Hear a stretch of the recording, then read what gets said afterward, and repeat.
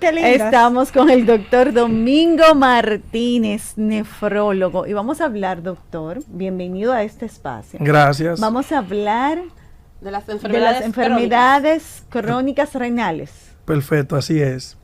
Gracias por la invitación. Me parece un tema sumamente interesante, ya que el 10% de la población mundial sufre de algún tipo de daño renal y no lo saben, muchos de ellos. Eso quiere decir que estamos hablando a nivel mundial de más de 850 millones de personas. Actualmente hay más de 2 millones de personas que están recibiendo tratamiento, ya sea diálisis o algún trasplante renal. Obviamente muchos más lo necesitan, pero no lo reciben. De ahí es la importancia de concientizar siempre a la población, porque de forma anual más de 7 millones de personas en todo el mundo muere de forma prematura por no recibir un tratamiento oportuno o a tiempo. Por eso es más de los muertos del COVID. El mundo entero ahora mismo. Sí, realmente son tantas las pandemias, porque tenemos la diabetes, tenemos la hipertensión, las enfermedades cardiovasculares, como también la enfermedad renal, pero sí un gran número de personas fallecen, eso es correcto. Cuando hablamos de enfermedades renales, para ponerlo en un contexto aplatanado, que todo el mundo entienda, estamos hablando específicamente de los riñones. Las personas en condiciones normales nacen con 2 riñones. Hay algunos que nacen con 1, otros 3 y 4. Entonces, cuando los riñones pierden la capacidad de su función, se le conoce como una insuficiencia renal. Ahora bien, estas se clasifican en 2. Aguda, que regularmente cuando recibe un tratamiento temprano se recupera en casi su totalidad la función del riñón, o la enfermedad renal crónica, que esta es la que lleva a los pacientes a diálisis. Obviamente esta enfermedad crónica se clasifican en 5 grados, de 1 a 5, siendo ya la enfermedad o grado 5 la que se conoce como una enfermedad renal crónica terminal. De ahí es la importancia. ¿Qué pasa con esta? Que es irreversible. O sea, no se recupera. Porque se daña un riñón. Diálisis o diálisis.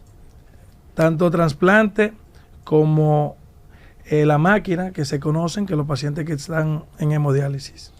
¿Hay números o estadísticas de cuál es la situación en cuanto a número de personas en República Dominicana? Sí. Antes de la pandemia, habían aproximadamente 4,000 personas que estaban recibiendo tratamiento de diálisis. Obviamente los números disminuyeron y se habla de que aproximadamente 8,000 personas tienen daño renal, ya sea en diálisis o algún tipo de tipo de tratamiento. No aumentaron. No, lo que pasa es que ahí le uní el que no recibe diálisis, porque se puede tener un daño renal sin la necesidad de recibir diálisis, porque se va dañando los riñones de forma gradual, progresiva y por etapa. ¿Qué pasa?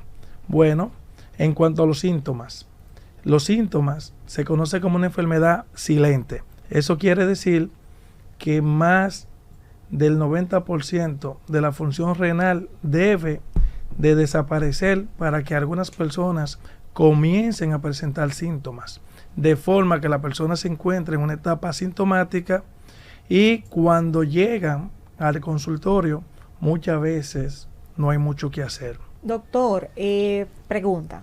Para nosotros los que somos amantes de las bebidas gaseosas, ¿eso es un mito o es una realidad el que tomar refrescos de verdad daña los riñones? ¿Y qué otras cosas nosotros hacemos a lo mejor a diario que están dañando nuestros riñones? Beber poca agua. Beber poca agua. Eso es correcto. Hablaban ahorita sobre la cantidad de cuánto había que ingerir. Son 2.5 a 3 litros. Pero en cuanto a las bebidas gaseosas, ¿cuál es el problema? Que favorecen a la formación de piedras en los riñones, porque necesitan o tienen un conservante a base de fósforo, y hay una clasificación obviamente de las piedras en cuanto a su composición, que es a base de fósforo. Hay personas que son productoras de piedras y cuando ingieren refresco más que agua, obviamente predisponen a los riñones a que se formen piedras. Otra realidad es que, por ejemplo, un refresco de 16 onzas contiene la cantidad de azúcar De una semana. asimismo por encima de lo que recomienda la Organización Mundial de la Salud. Sí, porque me veo viejo con esto. Delante de otra muchachita. No, doctor. Yo estaba como bien serio. Sí, sí. Doctor, bueno, pero dele. Entonces, los refrescos, un 20 onzas, un 16 onzas, contiene la cantidad de azúcar que recomienda la Organización Mundial de la Salud en 24 horas. Imagínate cuando un niño, que son mucho menos las cantidades que necesitan, Claro. se toma un 20 onzas. Eso equivale a síndrome metabólico, varios. a obesidad, a que el paciente pudiera, o las personas, ser diabética. Entonces, de alguna forma, no es saludable. Y los síntomas, perdón, Abril, y los síntomas que uno puede sentir de que hay algo, un llamado de alerta. Yo sé que usted dijo que a veces cuando ya llegan los síntomas es porque ya no hay vuelta atrás, pero ¿cuáles pudieran ser esos primeros síntomas? Fíjate, los primeros síntomas que pudiera presentar alguna persona es poliuria y nituria. La poliuria es el aumento de la producción de orina y que hay cambio. Puede ser transparente, pero que eso... El olor. El olor, sí, pero eso se vincula mucho con la ingesta de agua que tú tomes ese día. Y la frecuencia de orinar varias veces durante la noche, que también es un dato importante de ¿qué? De diabetes. Ahora bien, Si vas mucho al baño en la noche. sí, esos son los primeros síntomas que casi siempre pasan desapercibidos. Y hay que resaltar que las dos causas más frecuentes, siendo la diabetes la causa número 1 en el mundo de personas en diálisis, es la diabetes. Y la segunda causa es la hipertensión, que puede ser consecuencia del daño renal o puede ser la que causa el daño renal. Aquí en República Dominicana, el 70% de los pacientes que reciben diálisis tienen estas dos condiciones, o son diabéticos o son hipertensos. O ambas. Entonces, a medida que la enfermedad avanza, ya que el paciente se encuentra en prediálisis, hay síntomas que son muy vagos. Malestar general, falta de concentración, el paciente no puede dormir, falta de apetito y muchas veces se le hinchan los pies. Retención de líquido. Retención de líquido, que regularmente son lo que llevan al paciente al consultorio. Pero cuando esos síntomas aparecen es porque se ha perdido más del 90% de la función renal. Doctor, las enfermedades de los riñones son consideradas enfermedades catastróficas. Por lo tanto, asumo que son muy costosas. ¿Cuál es el promedio, si usted lo sabe, de gastos de un paciente con problemas en el riñón? ¿Y qué tantos centros tiene República Dominicana? Porque tengo entendido que no son muchos que atienden temas de diálisis y ese tipo de cosas. Fíjate, si bien es cierto, las enfermedades renales, sobre todo los pacientes en diálisis, consumen de forma anual aproximadamente 1.2 millones de pesos. ¡Wow! Ese es el paciente que no presenta complicaciones. Es el paciente que no requiere de múltiples ingresos durante ese año. Es el paciente que no necesita una diálisis extra, que muchas veces hay que ofrecérsela. Y la cobertura del seguro para enfermedades catastróficas, ¿cuántos son? 1 millón de pesos anual. Exacto. Y regularmente ese paciente lo consume antes del año. De ahí es la importancia que el Estado debería de asumir esa responsabilidad de cada paciente, garantizando el bienestar y la salud de esos. O sea que los riñones no está dentro del catálogo de enfermedades catastróficas que cubre el Ministerio de Salud Pública, que tiene un programa para No, eso. hay un programa obviamente los pacientes con SENASA subsidiado, pues obviamente le cubre, pero las ARS privadas... No me refiero al programa de SENASA. El Estado Dominicano tiene un programa, Sí. ya viejo, que atiende, por ejemplo, a personas trasplantadas, que es un programa como focalizado de medicamentos para enfermedades de alto costo, que no tiene que ver con SENASA. Entonces, en el tema de los riñones no está incluido en el catálogo de enfermedades. Hay dentro de los pacientes con enfermedades renales, que se consideran los pacientes que han recibido algún riñón o trasplante, necesitan medicamentos de alto costo. Si el Estado se lo provee, porque no hay forma de uno sustentarse.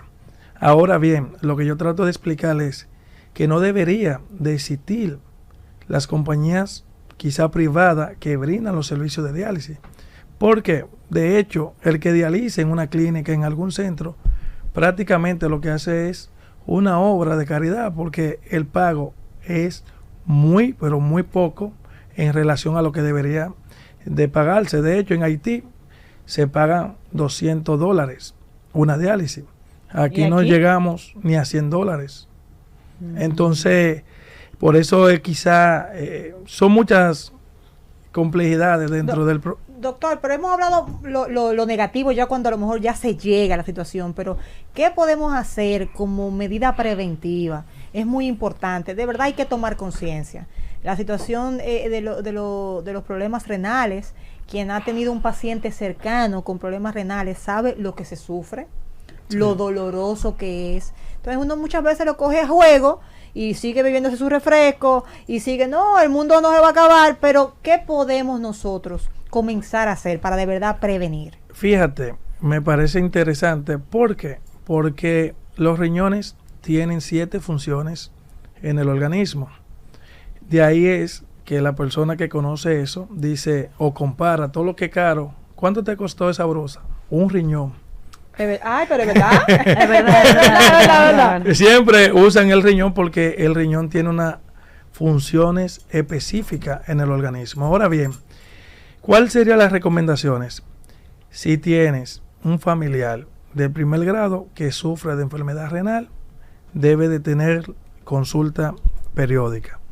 Si sufre de piedras, si eres diabéticos e hipertensos, deben de mantener los niveles tanto de la diabetes como de la presión alta controlado. Obviamente hay que promover el ejercicio, la ingesta de agua, sumamente interesante, aunque las personas quizás no lo palpan, pero una deshidratación produce insuficiencia renal aguda. Lo que pasa es que como es asintomática, muchas veces se nos olvida una semana no ingerir agua, tenemos una insuficiencia renal aguda, retomamos de nuevo y el riñón se recupera. La automedicación, fundamental. El paciente no debería de medicarse. ¿Por qué? Porque muchas veces si tiene un daño renal necesita ajuste de dosis. Y 2, los AINES como el ketorolaco, diclofenac, las aspirinas, yo soy alérgica a los AINES. Son nefrotóxicos. ¿Qué se refiere con ese producen toxicidad de forma directa al riñón. Muchas personas van a la consulta y dicen, doctor, yo no sufro de nada, solamente unos dolores. ¿Y qué te toma?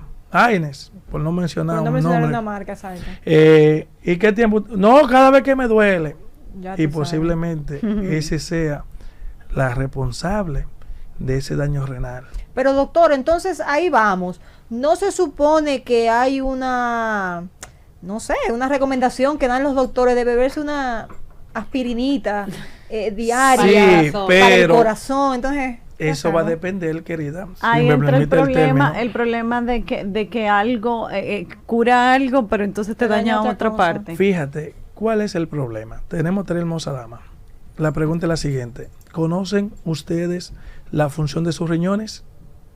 Filtrar la sangre. No, si la conocen. Ustedes asumen que también, quizá. O si van a un chequeo. No conocemos realmente. ¿Me entiendes? Estamos en los riñones. Exacto, porque no hay esa cultura. Claro. De hecho, tú preguntas que un nefrólogo, y mucha gente no sabe, cuando tú le dices los riñones, Sí, porque no hay una cultura. Entonces, bueno, pero hay no, un, pero hay yo un estoy examen de esperando- rutina que no se puede hacer cuando no se hace una mamografía. totalmente de acuerdo, hay marcadores renales. Ah, tú Entonces, ves. cuando ese cardiólogo o ese médico considera el uso de una aspirina, es porque posiblemente ya dentro de la evaluación se dio cuenta que reúne las condiciones para beneficiarse.